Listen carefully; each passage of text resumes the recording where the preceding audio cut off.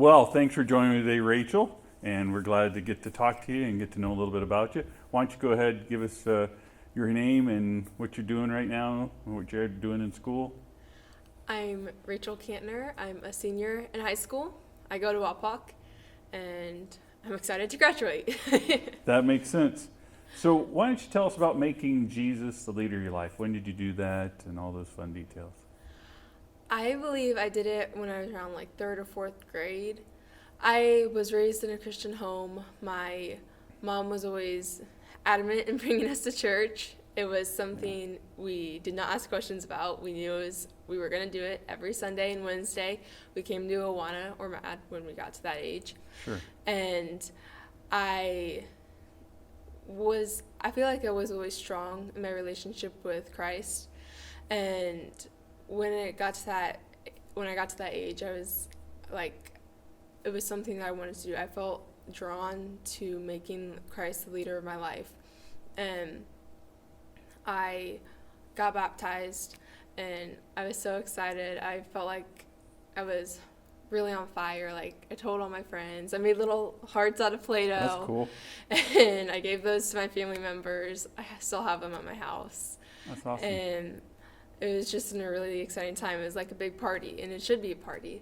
And it was really exciting. And I feel like over the years, I've continued to increase my bond with Christ because I've put myself in things, I guess not things, that's a bad word, but in activities Sure. where I grow my bond with him. Like, I was part of the Teens for Christ ministry team over the past 2 years. Okay. And I did the Teens for Christ, I guess it was like kind of like a small group. Yeah. That was on Thursday nights. They don't have those anymore here in Wapak, but I did those, and those really helped strengthen my bond. And they really like showed me more of who Christ was.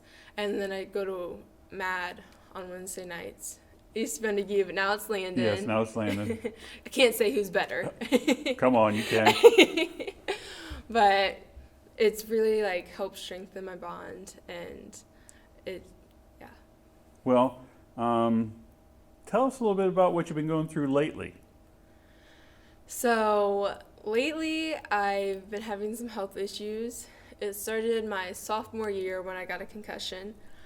I did not heal properly from that concussion, Sure.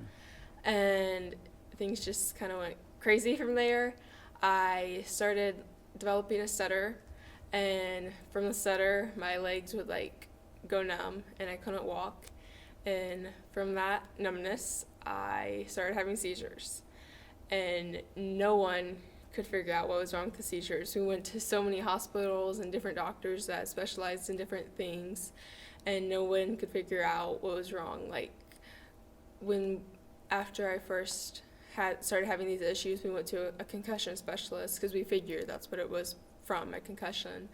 And he just told me that because I was depressed, and that I need to get over the depression, and that I was doing it to myself pretty much. My mom was like, I think not. Sure. And so we went on, and we like kept pushing, and it's been a couple years now that I've had the seizures, and I still have them today. And we have more answers now. We have some areas that we think might trigger it, so I have to watch those areas closely. Sure. And make sure I don't put myself in situations that might trigger my seizures, like loud noises, overstimulation, so I can't be in like big groups of people. And it's embarrassing, and Yeah. It's scary, and for the past 2 years, I'm on the swim team. I haven't been able to swim. They're just now letting me do it, and it's been hard because the first 3 weeks I had 3 seizures each week, and my mom doesn't want me to swim. Sure. And I, of course, am like, Mom, let me swim. Right. But it's been rough to keep going and to like stay positive through all of it. So tell me how it's been for you emotionally and spiritually through that time. For me, I'm like very assertive. I'm like, my way, I want to do it, my timing, let's go. Yeah. And this has really made me step back and be like, you can't do that. Like, it's not your way. You can't do it how you want, and it's not going to be your timing. And I've learned I have to take things slower, and there's a reason for everything that's happening in your life. Because I feel like I'm kind of seeing it now. Sure. But when it was first starting, I was like, why is this happening to me? Like, I'm not strong enough. I can't handle this. Like, I was just pretty much going to school, getting bad headaches every day, and coming home and doing nothing because I wasn't allowed to do anything. Yeah. But through it, I developed friendships, and I got a boyfriend, so that's always awesome. And I have actually been able to reach out and help other people. Like, there's this other girl at school. She texted me, and she's like, I heard you have these seizures, and I'm having something kind of similar, and I just need someone to talk to. And I'm like, I'm always there to talk to you. That's great. And I just feel like God gave me these seizures to be able to help other people and show that you're used for a purpose. It may not be obvious now, but there's always a reason for what God does. And keep your head up and be strong, and don't be stubborn. Well, the cool thing, something really wonderful kind of happened to you this football season, right? Yeah. Well, why don't you tell us what it was? So, by another miracle of God, I became homecoming queen. That's wonderful. Yeah, I was really surprised because I've always wanted to be a homecoming queen.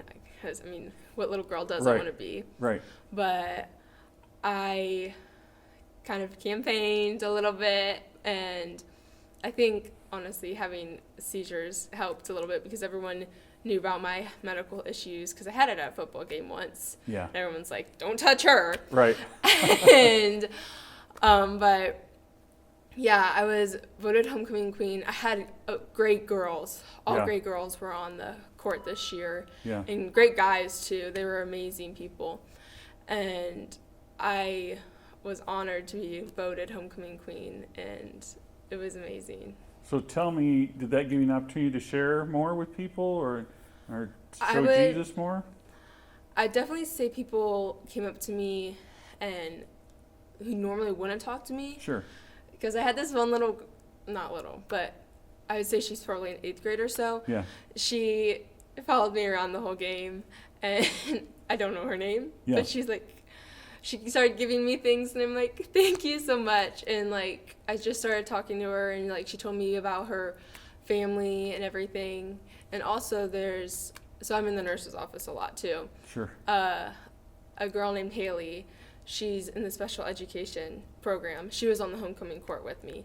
And when we were standing there getting ready, she was just standing there telling me about her family.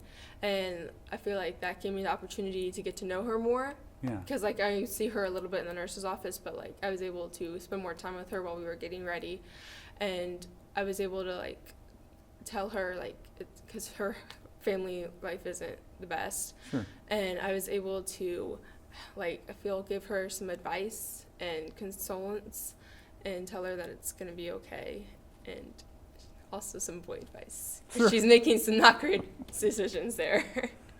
So how is your health and faith life now? Where are you at right now? My health is getting better. It's a progress, and I need to just learn what I can and can't do, and where I can control it and where I can't control it. And sometimes it just happens out of the blue, and we're like, wow, that happened. That's crazy. Right. And my faith is, it struggles sometimes, because sometimes I'm like, why? I still, like, even though I've had all this stuff happen, and it's, like, it's obvious, like, looking back there now, like, why it happened, I'm still, like, struggling, like, why? Because I can't do everything still. Sure. But, like, in the end, God prevails. God will always prevail. Yeah. And it might not be now, but it'll be in the future, and I just need to be patient and wait for that, which patience is a problem for me. I think it is for all of us. But I just need to work on my patience and then work on my physical health, and Yeah. the year will go as God plans. So what kind of encouragement would you have for others that might be going through similar circumstances or just some trials in their own lives? I would say lean fully on God and Christians that are strong in their faith around you, because my boyfriend and his family, they're strong Christians too, and he's helped me through a lot, and my mom's helped me through a lot too, and like without them I don't think I would have been able to get through this process. And like I also like have friends like from Teens for Christ that have helped me, and you just need to find the support system that are there and giving you the correct support that you need, because without them you're just going to be there feeling alone, and you're not going to be able to get through it because you can't do things alone. It's just not possible. You need to look to God and look to the people God provides for you. Amen. So deep relationships with God and others. Mm-hmm. That's cool.